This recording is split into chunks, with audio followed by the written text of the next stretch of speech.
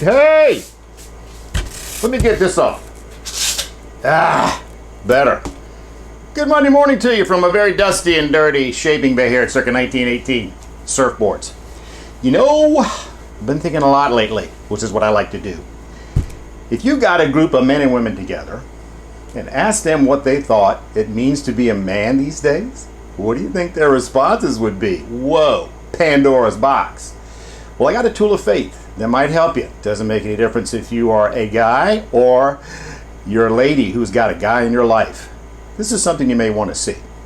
This is your Monday morning moment. Let's get right to it.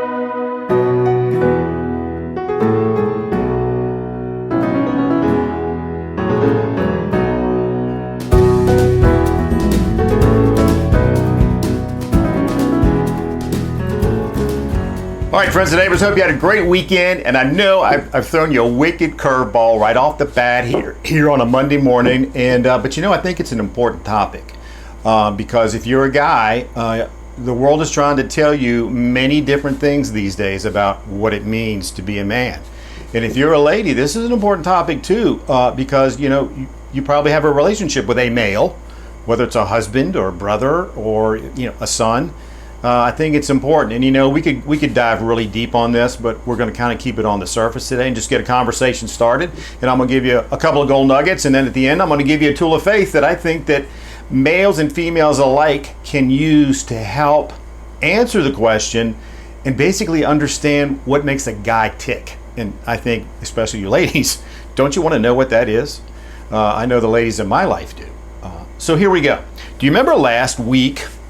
We talked about changes, and we discussed how change is inevitable. It's going to happen. We discussed how change makes you grow. It helps you to grow. And then finally, we said that change is really a gift from God. And the point here is that in a world of changes, there's one thing, God, that never changes. So my thought is, maybe we ought to be asking, how would God answer the question, what does it mean to be a man? What do you think? Yeah, because he's never changed. And don't you know, in the owner manual of life, the Bible, there's got to be some answers. So this brings us to our first gold nugget Bible verse of the day. It comes from 1 Kings chapter 2, verses 2 and 3. Now, I'm sure we all remember King David of David and Goliath fame, a real success story. He was a shepherd boy, and then he rose to be the king of the Israelites, and a darn good one also. And this verse comes from when David is on his deathbed and his son Solomon, who was also a pretty good king, took over, and he's got some choice words for Solomon, and I think they're important for us in answering our question today. So here we go. Here's what David is saying to Solomon. I'm about to go the way of all the earth. So be strong, act like a man, and observe what the Lord your God requires. Walk in obedience to him, and keep his decrees and commands, his laws and regulations, as written in the law of Moses. Do this so that you may prosper in all you do and wherever you go. Sound advice, do you think, from a father to a son as he's getting ready to get on out of here? I think it is. So what I want to do now is go ahead and give you my tool of faith for this week. Because really, I think God is the only answer to what's it like to be a man and how to live a life the right way as a man. So I know that most of us don't want to dig around the Bible and look for stuff. So I've got a book for you that I want to recommend to you. It is called Wild at Heart by John Eldredge. Take a look. There it is. And you can see I got my little bookmark in here because I want to read something to you. You're probably wondering what this book is about. The subtitle is very clear. It says, Discovering the Secret of a Man's Soul. Wow. Here's just one line in the very beginning of the book that kind of sets the stage for the whole thing. Listen up.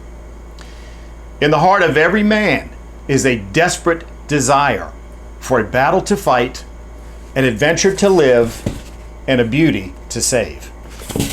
Doesn't that say it all, guys? Pretty much. In the very core of our being, that's what we're all about. The great thing about this book, now my friend Pete Peterson gave me this. because I was struggling with this question about a year ago. And he gave this to me. And I swear to God, it took me, a day and a half to read because I just couldn't put it down. This guy's a great writer. He does a fantastic job of weaving scripture into personal anecdotes that make perfect sense. And ladies, you're going to get a lot out of this book also. I have 3 sons. Each one of them has gotten a copy of this from me because I just think it's that important. Now, I'm going to put a link to take you right to Amazon. I got to be right up front with you. I'm an Amazon affiliate, which means if you were to go to the link and buy this book, I'm going to get a couple of pennies, a commission. It ain't huge, but I would appreciate your support if you so desire to get this book, and I highly recommend it, even if you don't go to the link. Wild at heart. And guys, aren't we kind of like all like that anyway? Okay, very good. So I want to leave you with the last Gold Nugget Bible verse of the day. It's a little bit different, but it also applies, and it's from Proverbs, yet again, chapter 27, verse 19. And it says, as water reflects the face, so one's life reflects the heart. Yeah. All right, I hope I've given you some things to think about. We're not going to leave this topic. We're going to come back to it because I'm also concerned about the role of mentors and role models in the male area these days, and we're going to talk a little bit about that. But until next week, guys, may the Lord of peace himself give you peace at all times and in every way. The Lord be with all of you. Take care, have a great week, and I hope to see you back here next week.